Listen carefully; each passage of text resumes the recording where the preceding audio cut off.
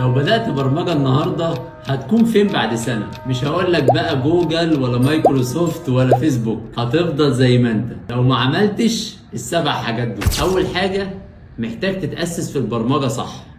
تبدأ تتعلم لغة زي السي بلس بلس وتتعلم الاو او بي والداتا ستراكشر والالجوريزم عشان تبقى واقف على أرض صلبة تقدر تبني عليها بعد كده. رقم 2، محتاج يكون عندك ساعة كل يوم بتحل فيها بروبلم سولفينج عشان فعلا تنظف الألماظة اللي جوه دماغك. رقم 3، لازم تعمل مشاريع كتيرة جدا لأن كتر التطبيق هو اللي هيعلم وهو اللي هيخليك تكتشف أخطائك. رقم 4، محتاج ان انت تتعلم جيت وجيت هاب عشان تقدر ان انت ترفع شغلك ويبقى عندك فيرجنز من الكود بتاعك. رقم 5، تبقى عندك بورتفوليو خاص بيك بشغلك وبمشاريعك وتبدأ تعمل مشاريع وما تستناش حد يطلب منك. اخر نقطتين، انك تحدد التراك بتاعك اللي هتكمل فيه ويب ولا موبايل ولا ديتا اناليسيز وتبدأ على طول التراك بتاعك تشتغل على مشاريع وتطبق عشان فعلا تبقى ديفلوبر جاهز لسوق العمل. لو عملت السبع حاجات دول هتبقى فعلا ديفلوبر مطلوب في سوق العمل.